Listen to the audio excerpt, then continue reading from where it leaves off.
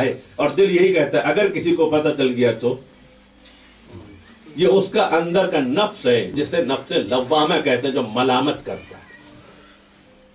کسی نے نہیں دیکھا مگر وہ تو دیکھ رہا ہے، کوئی نہیں جانتا مگر وہ تو جانتا ہے، کسی کی نظر تجھ پر نہیں پڑی مگر وہ تو بصیر ہے، کسی نے نہیں سنا تو نے کیا کہا مگر وہ تو سمیع ہے.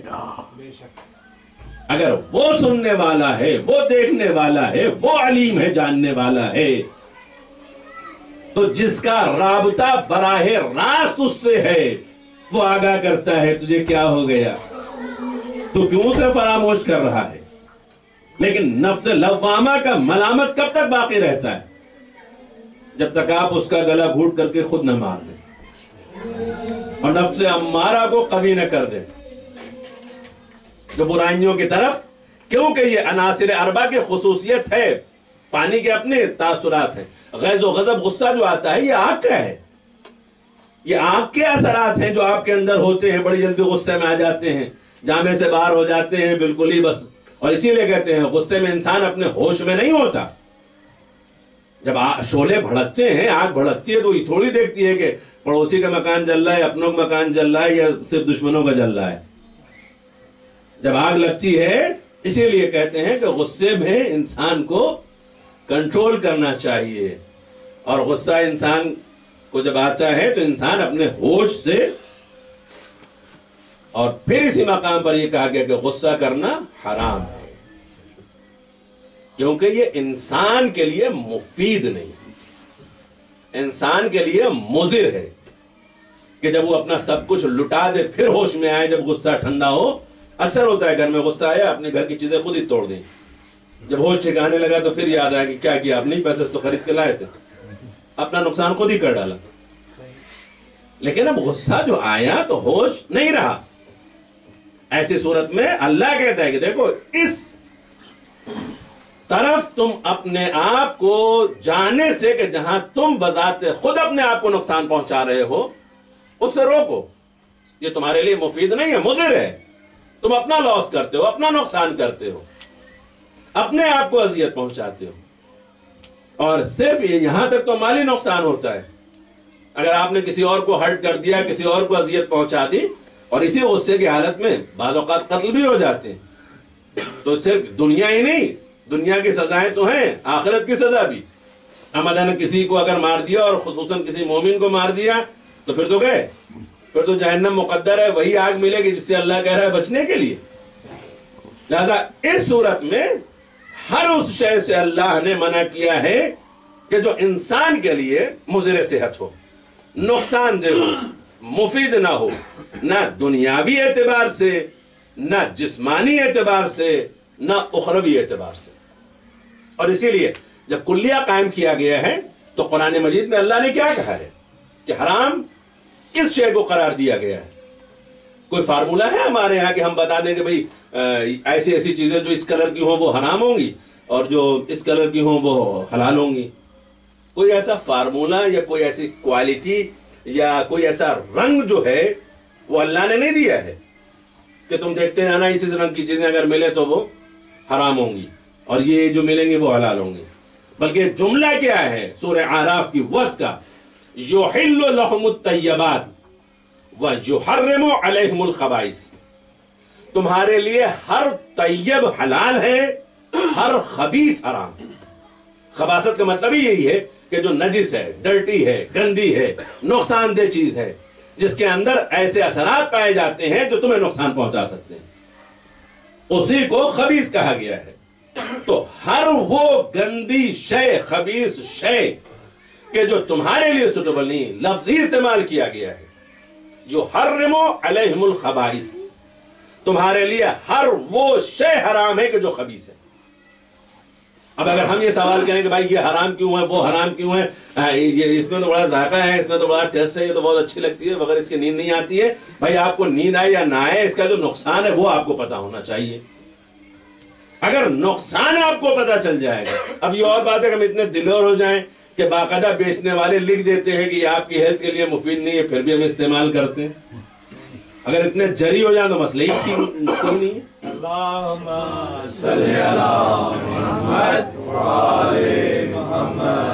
بہت ساری ایسی چیزیں ہیں کہ جس میں ہم بذات خود جانتے ہیں کہ ہمارا نقصان ہے. پیسے کا بھی نقصان ہے, ہیلتھ کا بھی نقصان ہے, اور اگر کہیں گھر میں بیٹھ رہے ہیں تو فری میں بچوں اور فیملی کو تو دے ہی رہے ہیں, ان کو بھی نقصان ہے. لیکن اس کے باوجود کیا کریں, عادت ہے. ارے خدا کے واسطے ایسی عادتوں پہ لعنت بھیجیں جس سے صرف نقصان ہی نقصان ہے. بھئی اگر فائدہ ہو تو فائدہ بتائیں نا, کہ بھائی اس کے پینے سے ہمیں سکون ملتا ہے. کبھی کسی کو سکون نہیں ملتا. یہ کہنے کی باتیں ہیں, یہ جھوٹی تسلی دینے کی باتیں. ہمارے بعض احباب ہیں, اکثر ان سے کہتے رہتے ہیں خدا کا شکر ہے کہ چلیں یاور بھائی نے اسی بہانے سے چھوڑ دی ہے, اگر نہیں پینی شروع کی. صلوات بر محمد.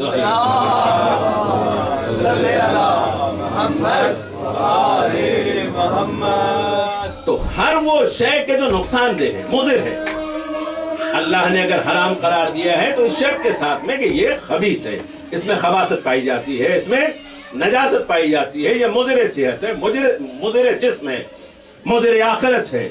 تم اسے استعمال کرو گے تو یہ چیزیں تمہاری برباد ہو جائیں گی. اور ہر طیب تمہارے لیے حلال ہے. بعض اوقات ہماری سمجھ میں نہیں آتا کہ اللہ نے اسے کیوں حلال قرار دے دیا. بھائی اس کے اندر کوئی چیز ہمارے لیے نقصان دہ نہیں ہے, مفید ہے, اس لیے حلال ہے. اب ہم کھائیں یا نہ کھائیں ہماری مرضی ہے. تو ایک وصول بنایا گیا کس چیز کے لیے, کہ جس سے ہمارا جسم درست رہے.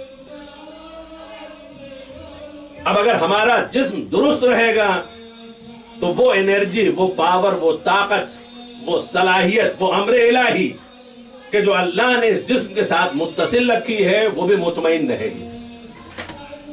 کیونکہ جسم اور روح کا برابر کا تعلق ہے.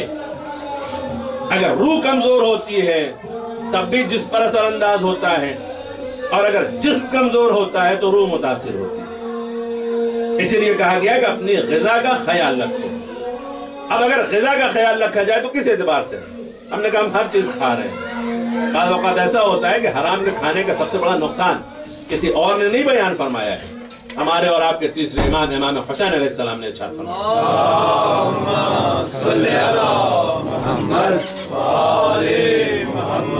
امام حسین علیہ السلام کے مسلسل خطبات ہیں.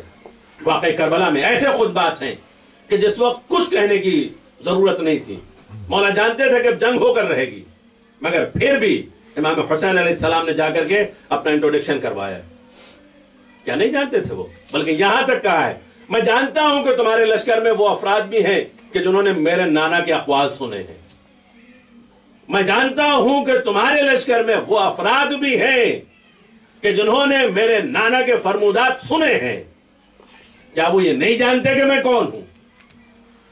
کیا انہیں یہ نہیں معلوم میرا نانا کون ہے؟ کیا انہیں یہ نہیں معلوم کہ میرا بابا کون ہے, میری مادر گرامی کون ہے؟ کیا تمہیں خبر نہیں ہے کہ فرشتوں کے ساتھ میں جو پرواز کرنے والا ہے وہ کون ہے؟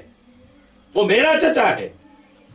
کیا تمہیں نہیں معلوم ہے جناب حمزہ کس کے چچا ہیں؟ سب کو بتاتے رہے کس کے نانا ہے, کس کے بزرگ ہیں. ایک ایک کے ذریعے سے تعارف کروایا ہے. اور تعارف کروانے کے بعد بھی جب کوئی نہیں سننے والا ملا تو ایک چاہنے والے نے پوچھ لیا, فرزند پیغمبر آپ نبی کے لال ہیں, آپ کا خطبہ حمد و ثنائے پروردگار سے لے کر کے اور انتہائی جملہ تک فصیح و بلیغ خطبہ ہے, مگر پھر بھی کسی کی سمجھ میں نہیں آیا. اس کی وجہ کیا ہے؟ کہ نہیں جانتے ان کے شکم حرام سے پر ہیں. اگر غذا حرام مسلسل استعمال کی جاتی رہے تو اس کا سب سے بڑا نقصان یہ ہے کہ پھر معصوم کی ہدایت بھی ایسے انسان کی سمجھ میں نہیں آتی. معصوم کی صدا بھی ایسے کانوں تک نہیں پہنچتی. نواسہ رسول اگر یہ فرما رہا ہو اور نہ سمجھ میں آ رہی ہو بات, اور خود امام یہ ریزن بیان فرما رہے, جانتے ہو ان کے نہ سمجھنے کا سبب کیا ہے؟ یہ وہ حرام غذا. تو حرام کا سائیڈ ایفیکٹ جسمانی طور پر بھی, اور جب جسم پر اثر ہوتا ہے تو روح متاثر ہوتی ہے. مولانا ایک جملہ اور بھی آپ کہہ دیجئے کہ محمد و آل محمد نے جس شے کو حلال کہا وہ قیامت تک حلال ہے, اور جس شے کو انہوں نے حرام کہا وہ قیامت تک حرام ہے. یقیناً یقیناً حلال حرام دی پہچان کر کے دوویں ہاتھ بلند کر کے نعرہ حیدری صلوات محمد وعلی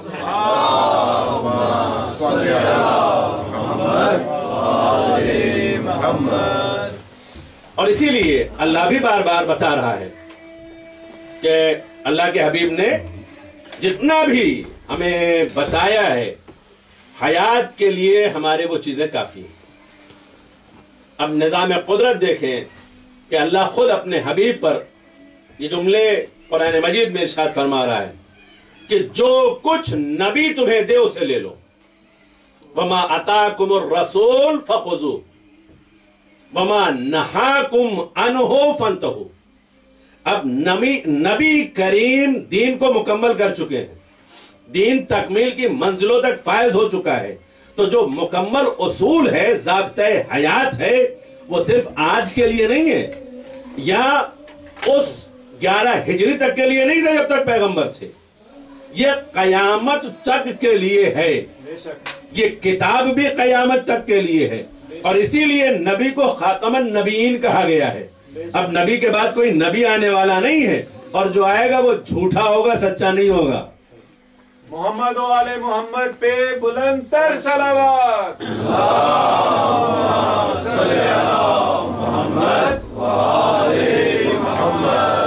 تو فرمان پروردگار کیا ہے؟ جو کچھ پیغمبر تمہیں دے اسے لے لو، جس سے تمہیں منع کرے اس سے رک جاؤ.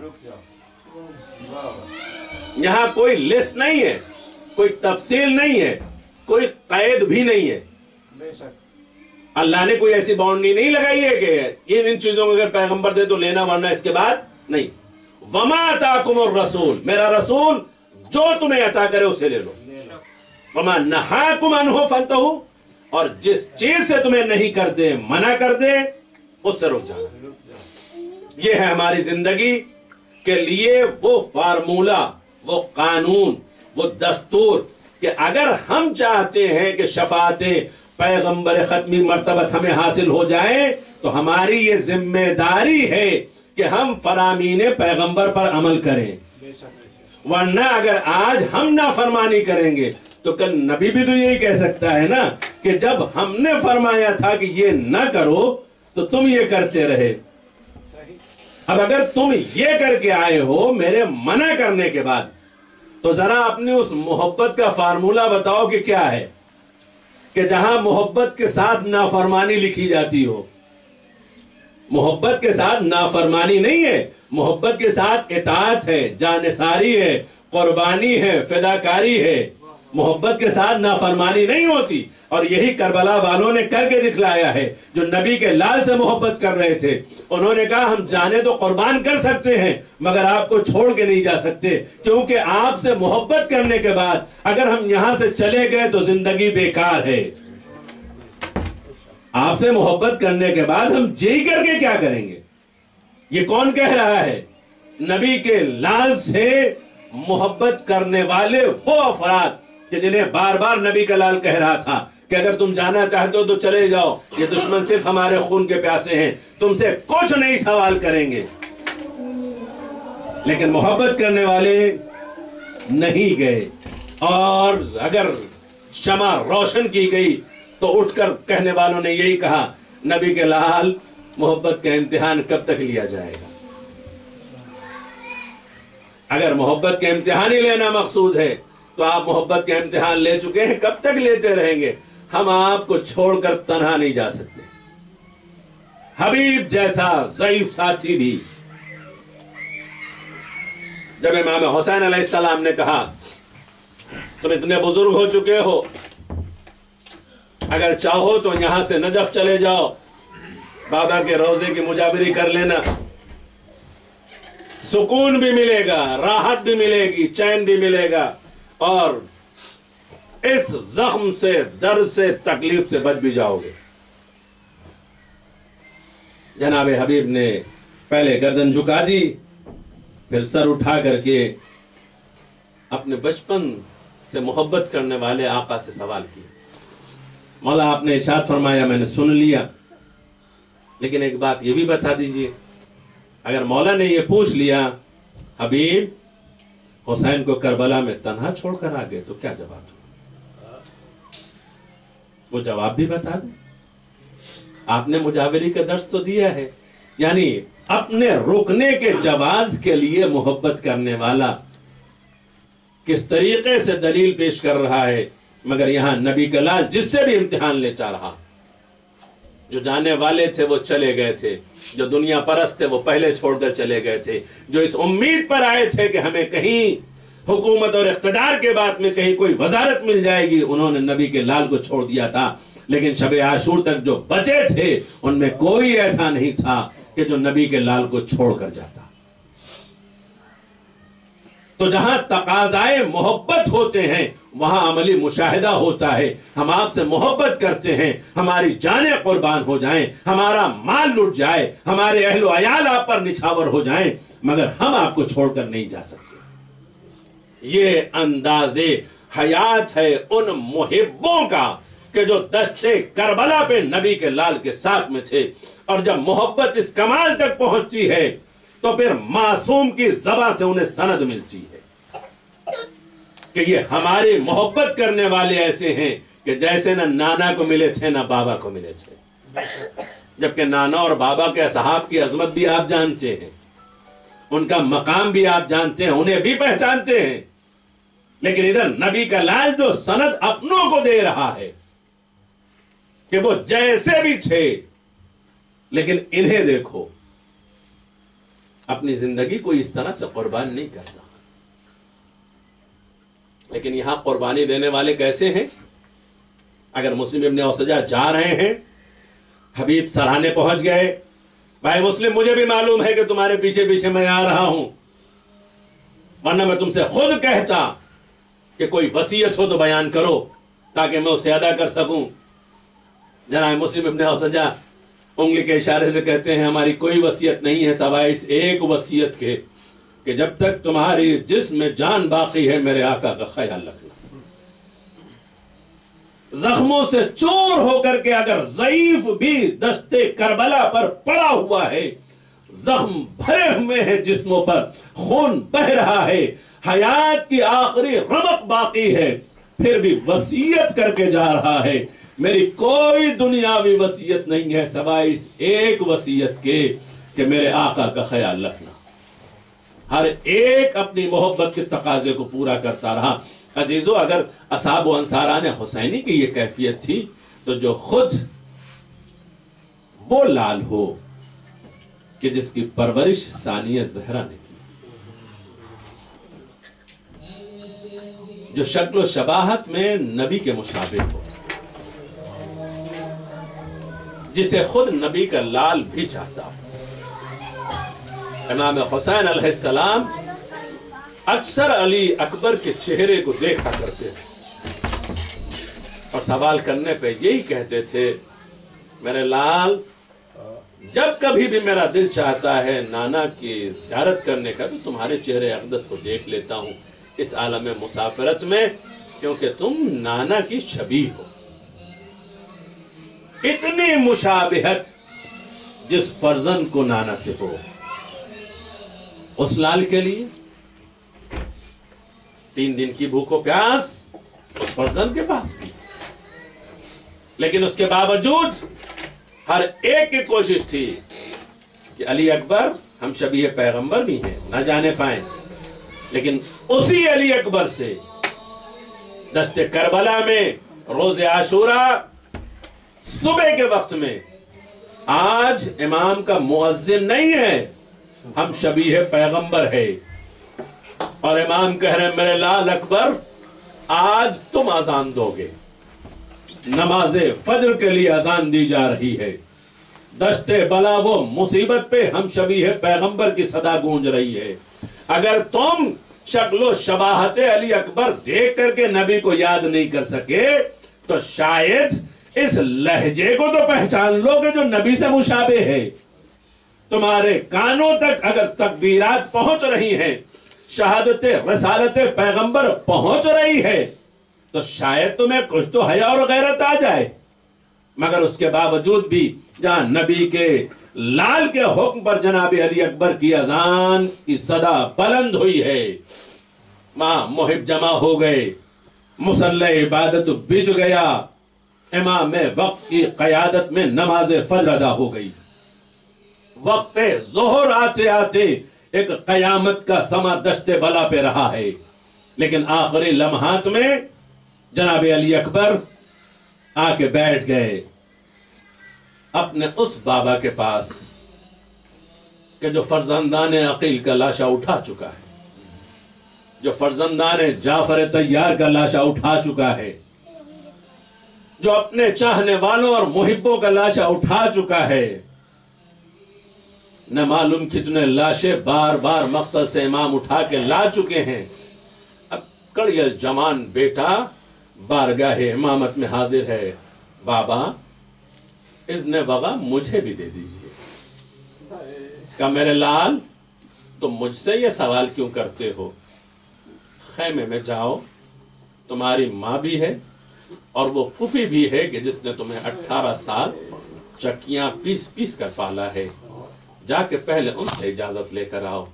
खैमे में दाखिल हुए, सर झुका हुआ है, बारगाहे मादर गिरामी में आके हाजिर हुए। जनाब उम्मे लैला गोया हुई, मेरे लाल खैर तो है, आखिर ये सर क्यों झुका हुआ है? कहा अम्मा आप सुन नहीं रही हैं, अश्किया की सदाएं बार बार बुलंद हो रही हैं। हुसैन अगर कोई और भी हो तो भेजो। अजीजान मोहतरम, जनाब उम्मे लैला कहती है मेरे लाल तुम तो जानते हो ना कि तुम पर हक किसका है। तुम्हारी फूफी ने तुम्हारी परवरिश की है। अगर तुम्हें इज़्ने वग़ा लेना है तो मैं तो पहले ही चाहती थी कि आका पे तुम अपनी जान कुर्बान कर लो, मगर मेरी तरफ से इजाजत है भी तो जाओ, जाके फूफी से अपनी इजाजत तलब करो। आकर के जनाब सानिया ज़हरा के आगोश में बैठ गए। फूफी अम्मा उधर अश्किया सदा दे रहे हैं, आप मुझे इज़्ने वग़ा दे दीजिए। बाबा मुझे इज़्ने जिहाद नहीं देते हैं। जनाब अली अकबर से ये जुमले सुनने के बाद बाज़ ज़ाकिरीन इस मकाम पे कहते हैं कि जनाब सानिया ज़हरा ने बड़ा अजीब जुमला कहा, दर्द भरा जुमला। कहा मेरे लाल क्या मैंने इसीलिए तुम्हें 18 बरस पाला था ताकि तुम मुझसे अपने मरने की इजाजत तलब करो? कहा फूफी अम्मा आप सुन नहीं है, अश्किया बार बार सदाएं दे रहे हैं, मेरा दिल तड़प रहा है, बाबा को इस तरीके से निदा दी जा रही है। सानिया ज़हरा ने इजाजत दी। जनाब अली अकबर बरामद हुए तो किस शान से बरामद हुए हैं कि बीवियों का हल्का है, हम शबीह पैगंबर निकलना चाहते हैं। इमाम दर खैमा पे खड़े हैं और जैसे ही अली अकबर बरामद हुए सर पे अमामा नाना का सजा करके बाबा की रिदा दोष पर डाली और फरस पर सवार कराना चाहते हैं। कौन है जो कड़ियल जवान बेटे को सवार करने के बाद रुखसत कर रहा हो? मगर नबी का लाल अली अकबर को सवार कराने के बाद जब मैदान की तरफ रुखसत कर रहे थे तो इस कयामत की घड़ी में मकातिल का एक अजीब जुमला है। तारीख ने यह जुमला लिखा है, अली अकबर अभी चंद कदम आगे बढ़े थे कि कानों में किसी के आने की आवाज सुनाई दी। ऐसा महसूस किया कि जैसे कोई पीछे पीछे चला आ रहा है। अरे जनाब अली अकबर फरस से उतर गए। बाबा आप तो मुझे रुखसत कर चुके थे, अब आने का क्या सबब है? कहा मेरे लाल तुम्हें मालूम है कि मैं तुम्हें देख करके नाना का सुकून महसूस करता था। मेरे लाल अब तुम मक्तल में जा रहे हो तो सिर्फ इतनी दरखास्त है, जब तक नरगे आदा में घिर न जाना, अरे मुड़ मुड़ के अपना चेहरा दिखलाते रहना। अजीजो अली अकबर मक्तल की तरफ बढ़े, हुसैन एक बुलंद मकाम पर बैठ गए और इधर दर खैमा पे फिजा बैठी हुई है, मुसल्ले पे उम्मे लैला है। मेरा ताल्लुक बाहर से है ना, अरे किसी तरीके से मेरा फिदिया बारगाह इलाही में कबूल हो। उधर अली अकबर की जंग शुरू हुई, قتل کرنا دشمنوں کو شروع کیا، پیاس کا غلبہ ہوا، پلٹ کر خیمے کی طرف آئے، کیونکہ ماں کی تمنا یہ تھی، روایت میں طول نہیں دینا چاہتا، امام نے یہی کہا تھا اگر چاہتی ہو کہ علی اکبر کا چہرہ دوبارہ دیکھو تو تم بارگاہ الہی میں دعا کرو، ماں کی دعا جلد مستجاب ہوتی ہے۔ علی اکبر واپس آئے، باپ و بیٹے میں کچھ گفتگو ہوئی، باپ نے اپنی زبان علی اکبر کے دہن میں دی، علی اکبر نے فوراً کھینچ لی، بابا آپ کی زبان تو مجھ سے زیادہ خشک ہے، کہا میرے لال یہ انگشتری منہ میں رکھو اور مقتل کی طرف بڑھو، مقام شہادت قریب آ گیا ہے۔ علی اکبر دوبارہ جو گئے، جنگ کرتے کرتے درگاہ آدھا میں جب گھر گئے، ایک ظالم کا نیزہ سینے پہ پڑا، ارے تلوار بازو پہ پڑی، سینہ چھدا، کلیجے میں نیزے کی ہنی ٹوٹی، فرس پہ نہ سنبھل سکے، دشت کربلا کی طرف بڑھے تو سزا دی، بابا سلام آخر قبول ہو۔ ارے جوان بیٹا زمین کربلا پہ آ رہا تھا۔ اب ادھر مقاتل کے جملے ہیں کہ ایک مرتبہ امام کھڑے ہوتے ہیں، بیٹھ جاتے ہیں، پھر کھڑے ہوتے ہیں، بیٹھ جاتے ہیں اور جملہ کہتے جاتے ہیں، میرے لال اکبر ارے تمہاری جدائی سے دنیا تاریک ہو گئی ہے، بیٹا ارے مجھے سزا دو۔ مقتل کی طرف بڑے ہیں جو کہتے جاتے ہیں یا علی یا